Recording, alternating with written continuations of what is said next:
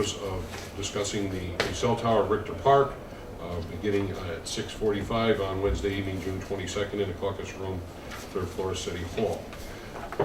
Present at the meeting are myself, Councilman Jack Knapp, Chairman. We have Councilman Phil Cola and Councilman Dwayne Perkins also on this committee.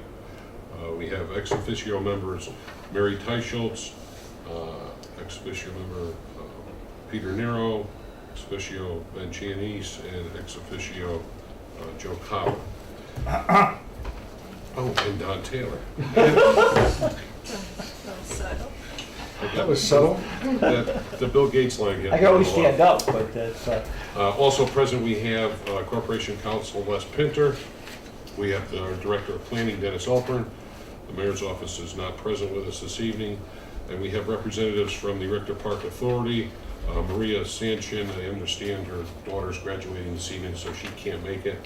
We have with us Robert Eberhard, the Chairman, John Priola, and Bill Totten, also members of the Richter Park Authority. The purpose of this committee is to determine, of course, are we going to be moving forward with allowing the Richter Park Authority to move forward with the possibility of putting up a cell tower on their property. We have a letter here from the mayor, which I'll read into the record, dated January 25th. The honorable members of the City Council of the City of Danbury, dear council members, I've received a letter from Richter Park General Manager Mary Sanchin and Richter Park Authority regarding placement of a cell tower facility on authority land. I ask for your recognition and authorization for the Richter Park Authority to inquire into the placement of such a cell tower facility at a location yet to be determined on its lands. The authority voted unanimously at its January 20th meeting to pursue your permission. Thanks for your consideration. Sincerely, Mark Bell. And I also, once that happened, what triggers off procedurally is it comes before the council. This ad hoc committee was formed. Also, the planning commission was asked for their position on this, their report on this, and I'll read their report into the record. It's to the Mayor Mark Belton from the Planning Commission, reference 824 referral February 2011 City Council Agenda Item 2, request to consider the placement of cell tower facility at Richter Park facility on authority land in a location yet to be determined. The Planning Commission has received the request from the City Council for a report pursuant to Connecticut Statute Section 824 regarding the above referenced item. At the February 16, 2011 meeting, the Planning Commission made a motion to give a positive recommendation. This motion was defeated with a 2-2 vote. The Commission discussed entertaining a motion for a negative recommendation, but each of the members said they had no intention of changing their vote. After much discussion, it was decided to send them a memo stating that they could not agree on a recommendation based on limited information being provided to them. And again, we'll sit here and we'll discuss the towers, the significance of having a tower there. I know you've got site plans or site locations before us that we'll definitely take into consideration. I know, having met with Maria, she went through pretty much everything with me that she's seen so far. Again, we're not here to decide, are you putting up a cell tower or are you not? We're here to decide, are you going to have the authority to move forward and pursue that? So once that happens, then it would all have to come back to us anyhow for city approval. So with that being said, I'm going to call upon one of you. I would guess we'll go to our chairman, Robert, and if you could just give us a brief overview of the plans of the authority. Actually, I'm probably going to defer because to John, who's been more involved and has that experience in the private sector with cell towers, and he's the one who planted the seed, and then Maria carried it forward. So if John doesn't mind, he's our treasurer. Okay. There's a master plan out there for Richter Park that requires quite a bit of money to go through with some of the things that are recommended. And in brainstorming and trying to come up with ideas in terms of how we could fund some of those improvements to the park, it occurred to me that possibly a cell tower on the property would be a great way to generate some revenue. In my position where I work, we have worked with 4 different cell companies and we have put 4 towers on our roof. So I understand what the economics of it can be and the impact that it could mean to Richter Park. So I spoke with Maria about it and just asked her to pursue what the possibilities would be. She contacted a few of the companies, we went through the process, and we came to the point where we want to pursue what the possibilities are of doing that. And one of the things required us to come here, I guess, to request permission to continue that pursuit.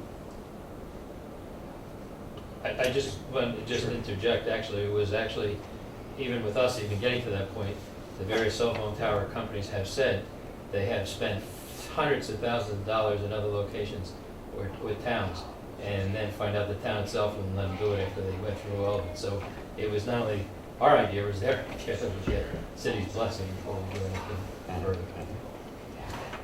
Okay. Questions? So you want a notice to proceed? I'm sorry? You want basically a notice to proceed? Correct. Authorization. Yeah. How much money do you think Richter Park can acquire on a cell tower? And have you been approached by a company? We've approached them. And what kind of reaction? They're very interested, They are interested. very interested. It's my knowledge, Dennis, that there's several zones up there that are dead zones for cell phones. In that general. In that general area. So that's one of the reasons why the cell companies, in talking to Maria, that's one of the reasons why the cell companies are so anxious to move forward into that area. And any estimate on revenue? Based upon my experience, I could say the revenue would average per lease $2,500 a month. You then also have the possibility of getting the leases bought out, basically getting the cash up front. And those could be several hundreds of thousands of dollars each. So depending on how many companies you're able to put on the tower, you can multiply that 2, 3, or 4 times. And I don't want to interrupt your process, but I just kind of, when John says something I think if I could follow up with John, I think an important point too is that the mayor's office had come to us and asked us to, and as you probably know, I don't know who's been on the council at the time, but authorized money to be given to us to have this master plan drawn up. And John may recall, but the estimate at that time to do everything, just to give an idea to everybody, how much it cost to even attempt to do what's called for in the master plan was how many millions? 10 million, $10 million. And obviously, in this economic climate, we're just struggling to, operate the course anymore. It's not like the old days where they had money to spend. They don't have the money anymore. And obviously, we know the city's not in good shape in terms, no city in the country is in good shape for municipality or state or federal. So we're trying to do whatever we can, think of ways to raise revenue to keep us going forward and being able to do some of those master plans, which leads to, if one of the early things is a driving range, and that trip, like the city of Stamford, they net, I think they gross 800,000. Now they have a double decker, we'll never have facilities to do that. But on our master plan shows for relocation of the 10th pole and building of a driving range.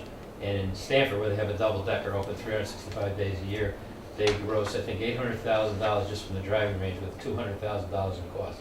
So you can see that one thing kind of leads to another to build up revenue. So this was a starting point.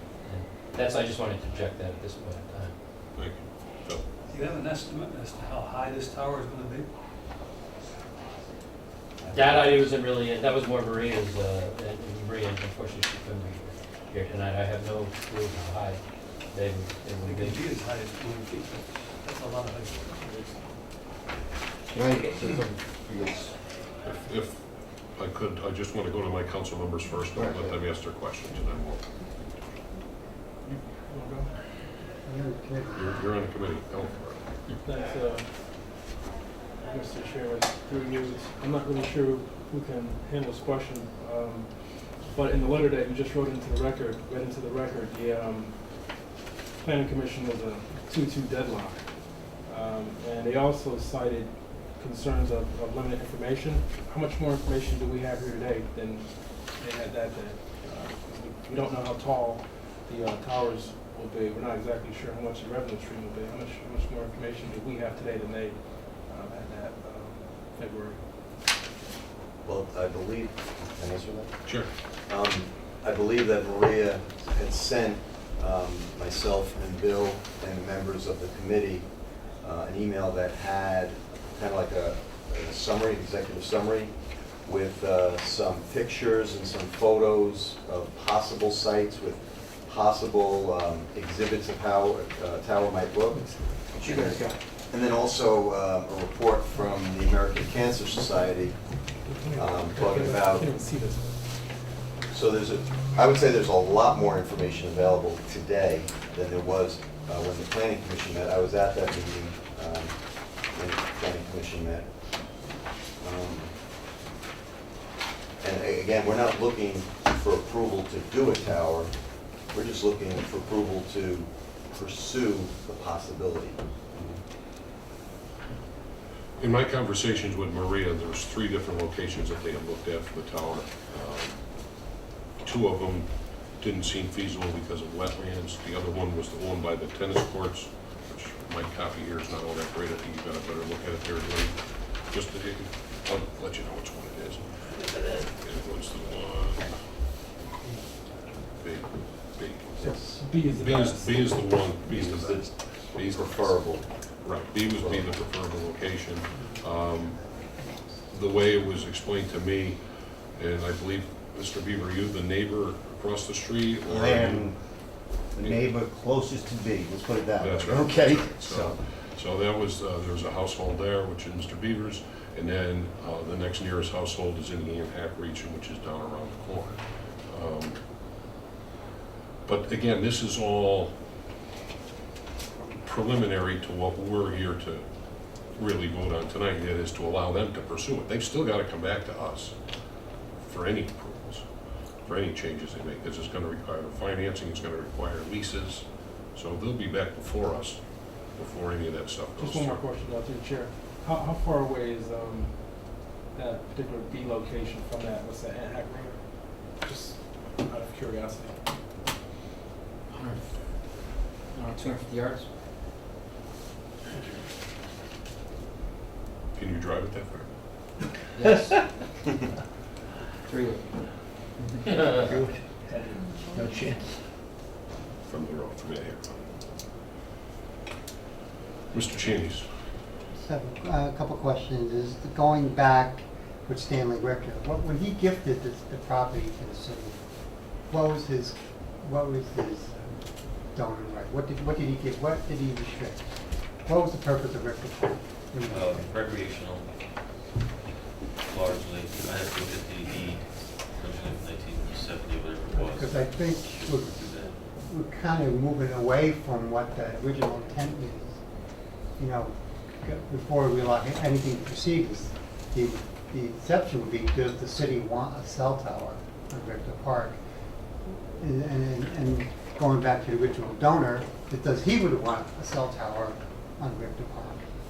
We all know what happened to cell towers. We had it up on Shelter Rock. There's a big issue. We had it with Marjorie Reservoir. We had a big issue there. Stanley Rock, big issue. And Hack is no different. And for those people out there with a neighbor here, I'm sure he's very concerned with this. So are we giving to say, yes, we would say you can proceed with this. So we're kind of like giving him the go-ahead of look into this, whether or not we want a cell tower on Richter Park, literally 100 feet from the road, either be 200 feet or 100 feet where it looks like a tree or whatever. You know, I think we're opening ourselves up to a big can of worms here, is this is what we want. And if we allow it on Richter Park, why don't we allow it on Candlewood Park or Hatter's Park? Where does it end? So I think the committee has to look at what's the intention here, where do we want to go? I mean, Richter Park is designed for recreational use, it's not designed to have in my opinion, not to have a cell tower on it. And I know golf courses around the country are having very difficult times maintaining revenue because no one's playing golf nowadays. You know, there was a report on the radio last week about municipal courses closing, because people just are not playing any longer. You know, I don't know what the Richter Park is now, because we haven't gotten any financial reports in a while from Richter Park. So we really don't know what your financial situation is regarding how many people are playing, or is the grounds going down or up, we have no idea.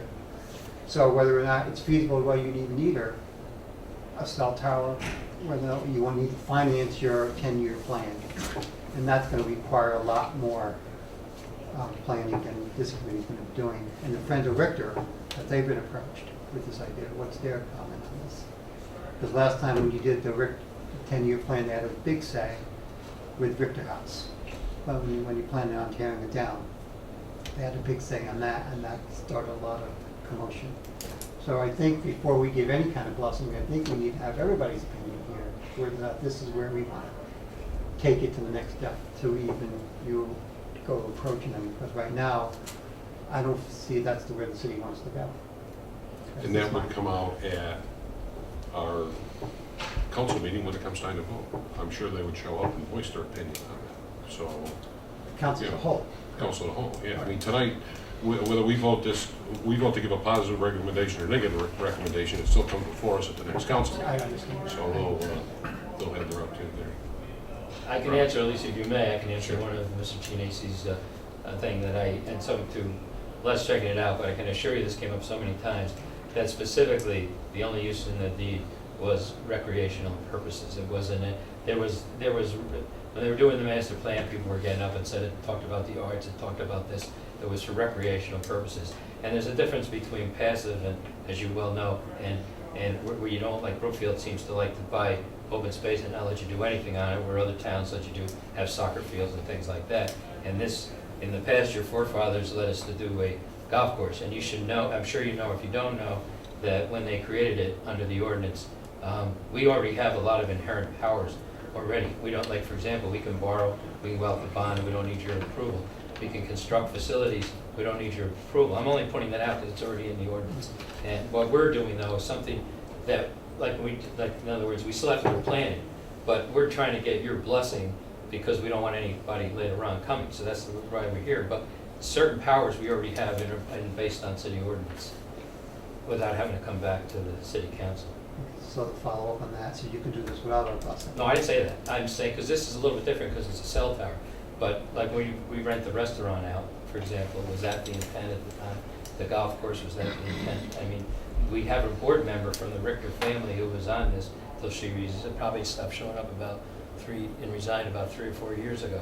Ann Williams, who was the relative of the niece of Mrs. Richter. And everything up to that point. We didn't discuss cell towers, but there was never an issue with her up to that point with anything we did up at Richter Park. And I've been on the board for 14 years.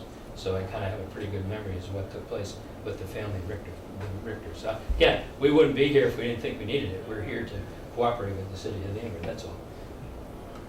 Mr. Cobb. Thank you, Mr. Chairman. I want to make a couple of statements.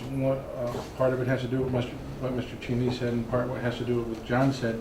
You know, over these past several years, with things being as difficult as they are financially, the mayor and the council has been going to our agencies throughout the city and saying, look, we need you to become more self-sustainable. We need you to not rely on taxpayers. I'm not saying that Richter does to a certain this point, but we're asking these authorities and agencies, and we've actually created the IVES Authority to do that, and we've fed them seed money, and we're hoping to get them to have enough of a clout in the system that they can sustain on their own and provide quality of life enhancements for the city of Danbury. And we're asking the same thing of Richter Park here. We're asking them to be creative and to be inventive and look at ways to sustain. Now, Mr. Cheney said that, you know, public golf courses, because of low play, are closing throughout the nation. That's the last thing I think Stanley Richter would have wanted in Richter Park. So, you know, we're asking them and all other agencies in the city to be creative, and I think that they're coming back with a viable possibility to earn some money to help implement their master plan, which will help enhance their play, which will help enhance that park to continue to grow and develop and stay the jewel that it is here in Danbury. And I think that tonight's request for us to just say we would entertain this or we wouldn't, we just absolutely would not entertain this is what this is about. So that they can get a clear vision, go back to some of these cell tower companies and say, okay, look, the city, the committee thinks that they would go ahead and approve this contingently on what you're going to present back to us.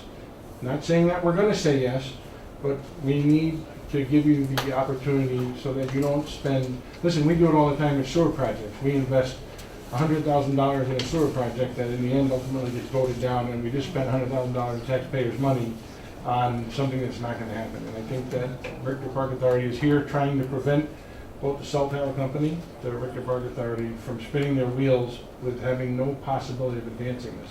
I think they just want a clear idea from the council, and I think that, you know, this goes before the council, it goes as a vote, and, you know, the council members vote their conscience of whether they want to allow Richter Park Authority to proceed with the request on this, and it will all come back before us in the end anyway, with the exact location, height, design, impact to the community. So, you know, I understand that it's kind of a vague request right now, but sometimes that's what these are, and I think that it's good that we're doing this, because I think it saves everybody a lot of time and money and effort. If the council decides they don't want to proceed with this, then it ends in July's meeting. If the council decides they want to continue with this on a vote, and I just encourage all the council people to do their homework and vote their conscience on it, so. Les, Mr. Fisher, if we were to approve and let this move forward, after hearing what Mr. Everhart said in the statutes that he read, or ordinances that he read, they will still have to come back before us, correct? Yes. Just to clarify that so that everybody understands. And the reason for that is that the land, whatever the deed says, the land is owned by the city of Danbury. The city has the say in a lease for use of that property.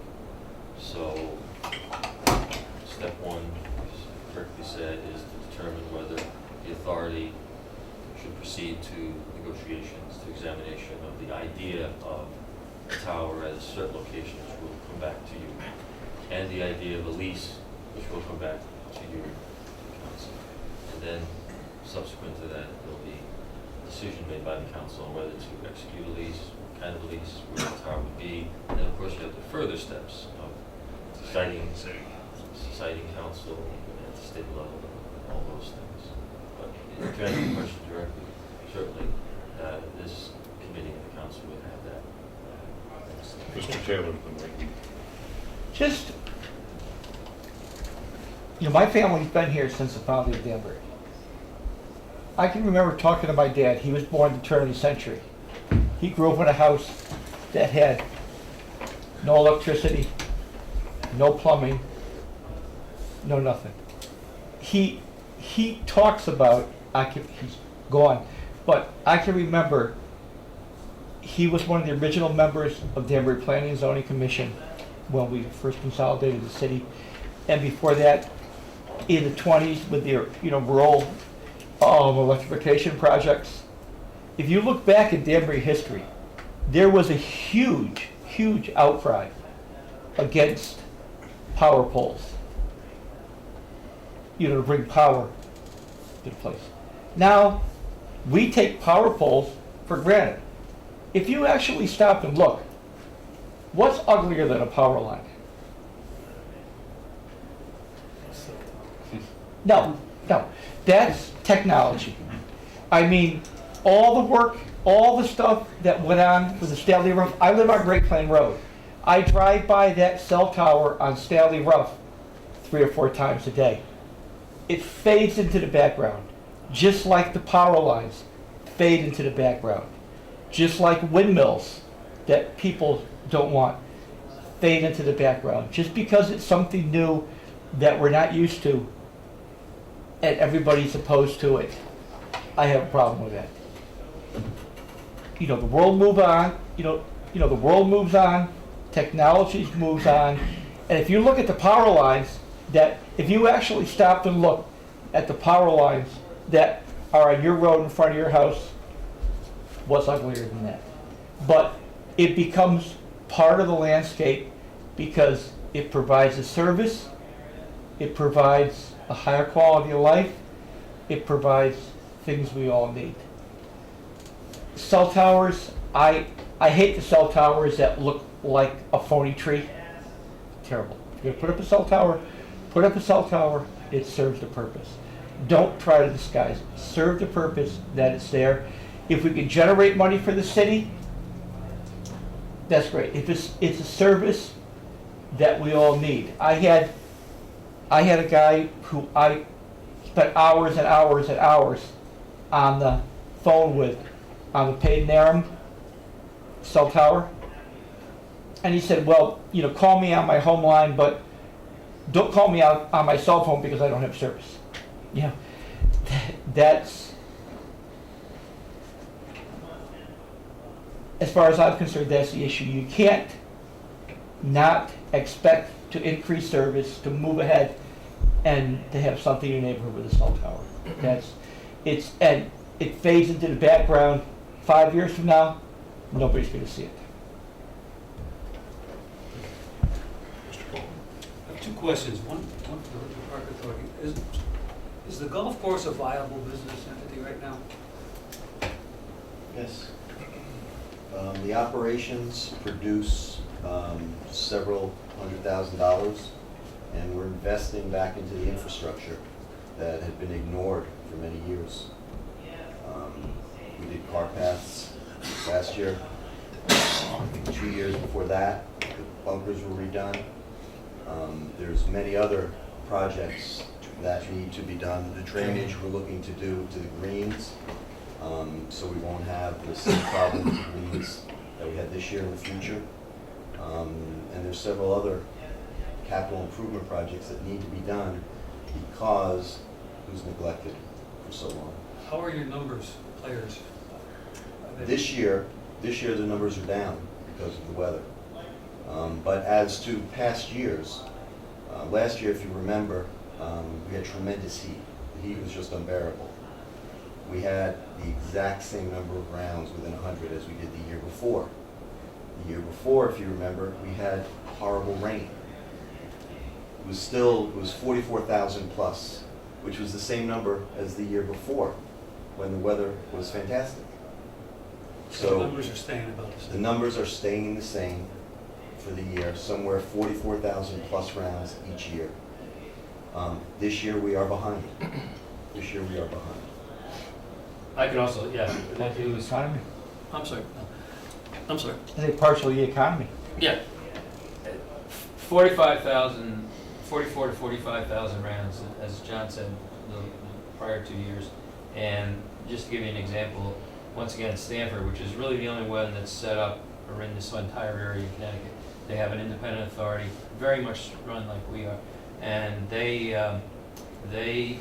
did 50,000 rounds, but they're open all year round. We're not, obviously, and yet we gross from specifically just from the golf course more revenue than they do because of our fee structure. And you know, we there's only limit because of the supply and demand is down nationwide. It was even before the economy. There was a Wall Street Journal article about 6 or 7 years ago that attributed it before the economy that it was too long a game. Everybody got caught up in Tiger Woods. Everybody thought it was an easy game. They went out and found it very frustrating, too time-consuming, and expensive. And that was even before the economy hit. And so play went down around the nation, just like Mr. Chianese said. You may read about this, but we, as John said, there's a rumor out there that we lost all this money last year. We did on paper mainly because of the cart pass of $220,000. We had to take out of what we were bringing in. So I mean, if you look at what we bring in, what we spend in the daily operation of the course, we made money, and we have been making money. But that infrastructure is over 40 years old, and I'm not talking about the building, and I'm not talking about the Richter House. I'm talking about the drainage, the pipes, the irrigation system, and there's only so much we can do. The bunkers everyone raves about, that was a very expensive project, but in order to attract golfers and pay the rates we charge, you have to be able to have and right now everybody's complaining about the greens, and the reason was that 1996 and in 2005 we had the USGA come in, and they recommended that we do drainage, which is what we now appropriated to do. And for some reason it was never done. And certainly in '96, there was money there to do it. And let it go. And so as a result, this winter, because we don't have proper drainage, one of the reasons is that when the spring came, we had heavy rains, snow, heavy rains, followed by a deep freeze, that the water puddled, you can see the swell, and it damaged all the greens. And how are we going to correct that in the long term? Is to do drainage. And also, we're going from, it gets very technical, we're going from what's called poana grass, which is sort of a natural grass that grows very easily, but it's very, very susceptible to cold weather. Shouldn't be used in the Northeast. And we're converting strict now to bent grass, which is expensive grass, but it has much more durable.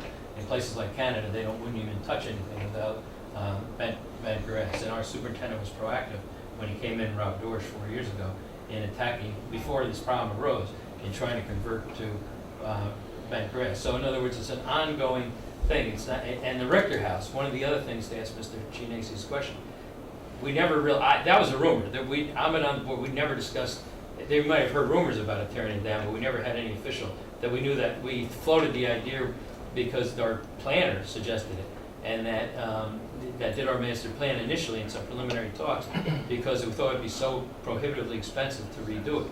And it was through the efforts of our general manager and who was able to get us declared the Richter House as an historic. We were originally told it had no historical value. And so now, when the master plan calls for dramatic improvements to the Richter House, with including building, which of course we'd have to come back anyhow, to build a modern facility connected to that. It would blend in architecture. One second. You could just hold for a second. I'm used to my old days of planning. There you go. Yeah. We still got the same We record. still have the name, yeah, listen, yeah. We've actually taped up the cord, I see, so that's. Let me know when it's, we're back on. You're on.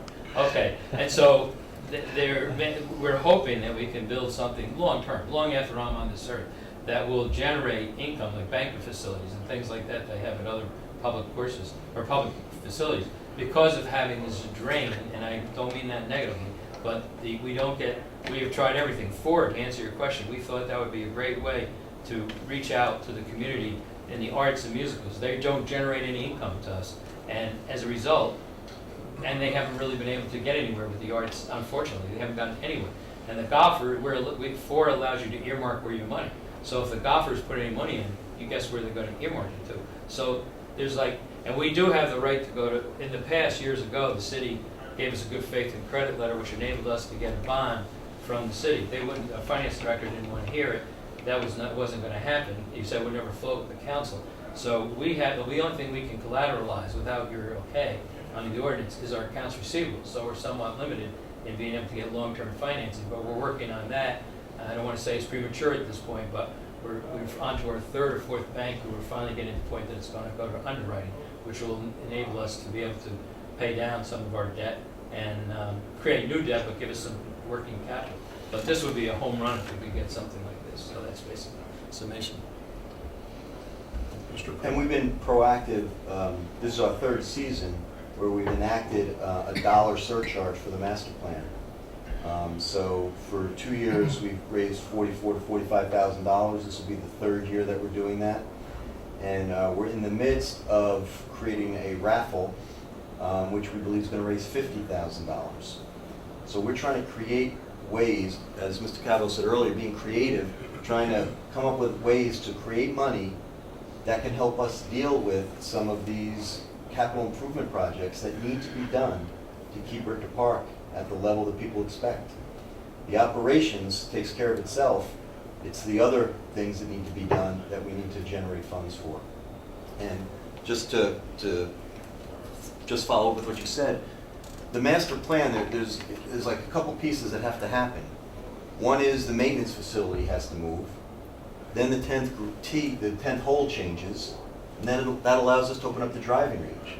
Once we open up the driving range, now we've created another source of creating revenue. I don't think we'll ever get to the point of Stanford in terms of the monies that they generate, but we certainly expect to generate maybe $100,000 to $150,000 a year from a driving range. So the cell tower would be a way for us to get to that point. And again, it was just, again, trying to think outside the box of ways that we might be able to generate funds to allow us to start that process in the master plan. Any other council members? Yeah. You got one more? I just wondered if I may talk to the neighbor. All right. The procedure, just procedurally, just so you know, Mr. Beaver, normally this meeting would be limited to us speaking amongst ourselves. It's the chairman's prerogative to allow it to move on, to allow you into the conversation, so Appreciate that. we will let that happen, but My please be question brief is- and specific. I appreciate it, thank you. As such a close neighbor of the B site, what is your thought of this tower being across the street? I have great concern because the data based on cell phone transmission is inconclusive to the health risks. I have 3 children, okay? I'm not against the idea. I'm very much in favor for you to generate as much revenue to make that golf course even nicer than it is, all right? My biggest concern is, without a doubt, is the location, okay? That's why we're here, okay? So, There's a fairly decent report attached to this on just that concern. See to it that you get a copy. yeah, I don't have a copy of that. I have 18 years of cellular and wireless experience. Mhm. Okay, I know the data itself is still inconclusive, okay? Okay. So, I'd be more than happy to Concerns take a look at that. duly noted, yes. Thank you. Mr. Perkins. Thank you, Mr. Chairman. Through you to Les. Les, I'm a member of an ad hoc committee that deals with parkland preservation. Councilwoman Patty Schultz is the chair of it. We went back and forth in that ad hoc committee to try to figure out some language that would protect our different city parks. And one thing that we had Attorney Yemen did was go back and include some language that included land use. Would that particular construction of that ordinance affect the Richter Park Authority in any way, once it's complete? That's a good question. The authority is different from a city park. It's not really a city park. There's open space, but it's already been essentially authorized for certain use, which is recreational purposes. So it's not really a park in the sense of those classifications that would normally fall into parkland. We could say, just for argument's sake, we could say that because it's passive recreational or even active recreational use, we squeeze it into that classification and those restrictions would apply to it.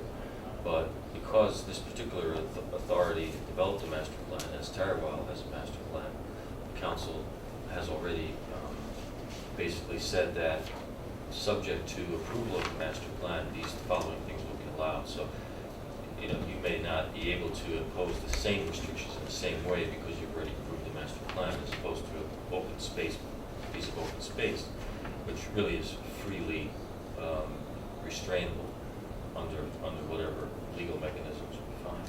So this is an authority, so it's kind of a different creature.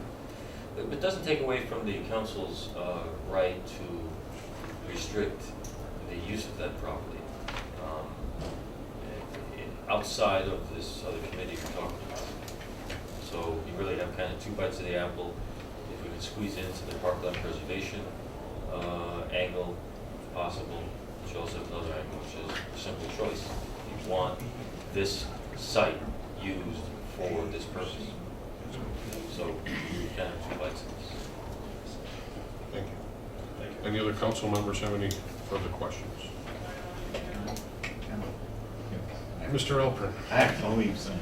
As I understand it, this is really a 2-step process, right? You get a preliminary sense of the committee, of the council, which then frees you up to spend additional time and money, put together a proposal, which will come back to city council once again. And city council does have the authority to deny, correct? Yes, correct. So the strategy is we want to make sure they have enough information that they can feel reasonably certain once they make that initial judgment that they're gonna follow through on it. Because the last thing you want then is to go and spend additional time and effort, come back to city council and have somebody say, well, if we had known that, I never would have voted for that. You don't want that.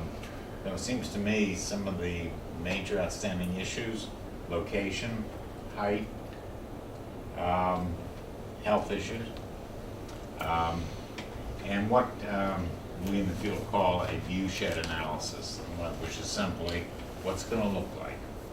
Try to do a simulation from north, south, east, west as you look at it. What is this thing in the end going to look at? Because an awful lot of the objections are visuals. I recognize that but visuals as well. And if you can supply that, then hopefully when you come away from council meeting, that initial council meeting, if you do get a positive, you can feel reasonably certain that they're going to follow through. But if you don't give them a whole lot of information, well, it's not, at least some basic information, you don't want to face that risk later of them saying, well, if I had known that, I wasn't going to vote for this. Yeah, That's the last thing. we're kind of in a catch-22, because all this information would come from one of the cell phone companies or advisors that you can buy these days, or buy consultants. They don't want to do it unless because they're the ones that spend the money, and they won't do it unless they know we have the approval. So we're kind of in a catch-22. And the reason why the reason from my perspective as an attorney, and I had discussed this with Les, is because in the ordinance already it gives us the right, subject to zoning and planning on that, to construct, specifically in the ordinance it says it gives the authority the right to construct and reconstruct park facilities as authorized by law only within said park. Now, so we were able to build the restaurant, things like that, because, or do things at the golf course by going to planning, environmental, and things of that nature. Because we already have the council's blessing many years ago when they adopted this ordinance. But because park facilities, I was concerned about the vagueness of where the cell phone tower, I thought it best we go this route in addition to the cell phone. And I think that's wise, Yeah. and you need to follow the council's advice. Yeah, we talked about, which, Learn it. but it was Learned. council, definitely learned council. Who But did you it was speak to, specifically, Margaret? but it was specifically, Debatable. it was really the phone companies themselves that pushed us, because they won't touch it, because they literally spend Without the hundreds of approval. thousands. Well, I'm not suggesting, at this stage, obviously you don't want to spend. I guess we really need to know what money. more specific information you need. We could go back. Location, height, and by height, you may not have a specific height in mind, but give us a reasonable, height. We already have information on health, which I imagine will be debated further. And For the next 50 years. And you can get simulations of what this thing's going to look like from different angles. And those, and without spending, much, we're not talking about that. Mr. Creel. I think we're maybe at a little bit of a disadvantage that Maria is not here, because Maria is the person that has spent 99.5% of the time dealing with the companies to bring us to where we are. But she did provide in the package that was sent to the committee members the locations that are proposed right now. She did include in the package what they might look like in terms of visuals. She did include a study, or I don't know what you call it, from the American Cancer Society in terms of their opinion. The one thing that I think maybe that you brought up that we don't have tonight, maybe she would have had it if she was here, is the height that is proposed. So preliminarily, I think we've dealt with. Well, the visuals, I don't have that packet, but if I'm standing at the restaurant, what's this going to look like? If I'm standing across the street, what's it, that kind of thing? You put it in the context of looking at it from the distance, but not a mile away, but 100 yards away, that kind of thing. Okay, understand. That sort of thing. Yep. If I can, I just wanted to address a couple of things, just quickly. I made 3 notes as I heard the comments and questions. clients that the council members know this. And it's important to know at the beginning, one is that what you're being asked to do is to allow the commercial use of an authority property, city property. The authority's in charge of it, but the city property, commercial use, the funding being used for the further purposes of the authority, the recreational purposes of the authority. That's what's being asked to. Commercial use by lease of authority property / city property for recreational use. Second thing to remember is if the authority for that is provided and a lease is executed to allow the use of that property, then the decision goes over to the siting council of the state of Connecticut. And at that point, much of the decision making on the tower going there is out of your control.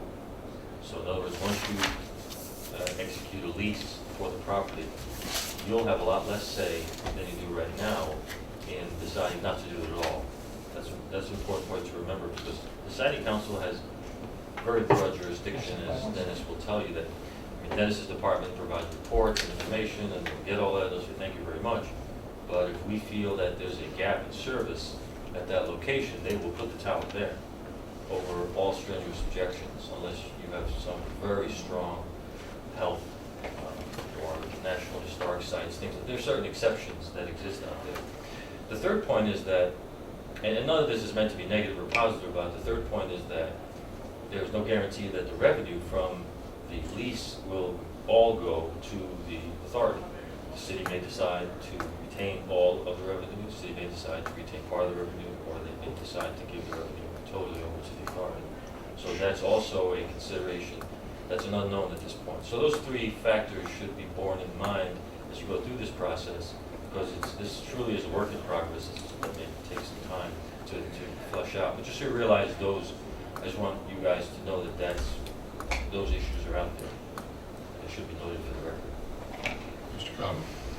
Les, this is gonna be the 800-pound gorilla in the room.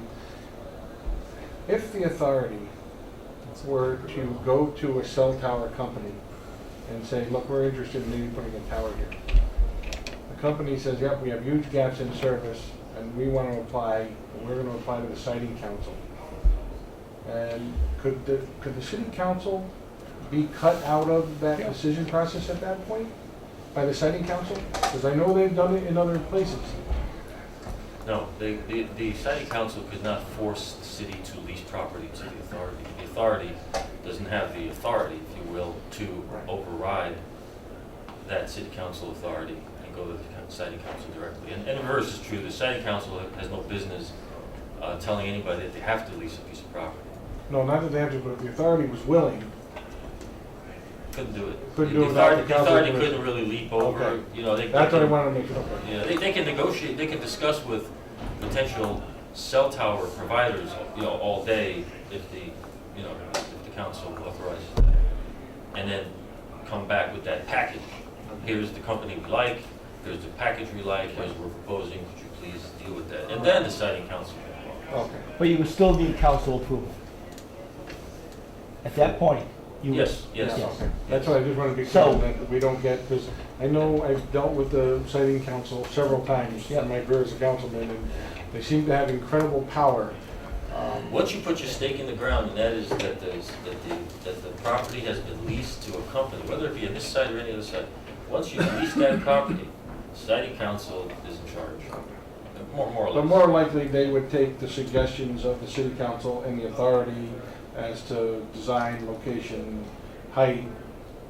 Right, they'll take that Probably into. not, they probably wouldn't come up with their own plan or design after. They care about gaps. The siting council care about Right. if there's no service. I know their then, charge from the federal government is to provide we went through that. right? a network of cellular coverage that's uninterrupted. You guys are all out at the side of the other one you mentioned, so. And if I could, while you're talking about that, I have to agree with Mr. Taylor. I fought the cell phone tower vehemently on Stanley Rough Road. Vehemently fought that tower, and I drive by it 2 or 3 times a week, and I don't even see it. You don't see it. I don't even see it You anymore. don't see it. It's amazing. In fact, I said to somebody the other day, I fought that, and it's blended in, and I'm so used to seeing it now, I don't even see it. Yeah. Okay. Any other council members have any questions? We're gonna need a motion to move this either forward or stop it. And I'm not exactly sure where we should go. Should we add the stipulations or? No, the only motion that we would entertain tonight, not to make it oversimplified, but is just to, what's it in here? Authorize the Richter Park Authority to inquire into placement of a cell tower facility at the location yet to be determined on its name. Basically, that would be the motion that we would. Okay, and again, just to reiterate, And so what? we're not and then- committing ourselves to anything. No, then what? Other than giving them- And correct me if I'm wrong, Wes, then what will spring from this is we go to our council meeting, the 21 members will vote for the same motion, or they could entertain, there could be a different motion made on that one, it appears. There could be a modification amendment to that motion, or different motion made. You're right, whatever motion you make tonight will go to the It's council. only, our motion here is a recommendation. So, and then it comes before the council, and the council makes their recommendation. Are we gonna allow them to move forward or not? Assuming the council takes your recommendation, but that will authorize Bob and the authority is to talk to cell tower companies, examine the proposal, figure out what kind of package will come back to probably your committee, or whatever the council decides, and then that'll be the next step, is to examine the package. The planning commission will come back in, because obviously the planning commission from the report was pretty clear that they really didn't have anything in hand. In other words, they had no site, so they really couldn't opine on anything, right? So that's why I think they hedged their bets, they really didn't say much. They'll be at that time also. Second question. And I would like to make it as a motion that we recognize and authorize the Richter Park Authority to inquire the placement of such a cell tower facility at a location yet to be determined on this land. Do I have a second? If you won't second, I'll second. So the motion's made and seconded. Any discussion amongst the three of us? It's our floor now. Through you, I don't disagree that the Richter Park Authority probably does need a new revenue stream, but I'm a little bit concerned about some of the unknown right now, and I, at least in my opinion, feel that this needs to be vetted out a little bit more. I won't support it right now, but it's not to say that I won't in the future. Okay. With discussion being ended, all those in favor of the motion, move forward, signify by saying aye. Aye. Aye. Opposed? Nay. It's Nay. perfect. I'll now entertain a motion to close the, Come over. second? Second. All those in favor? Thank you. Okay. We'll see you in July.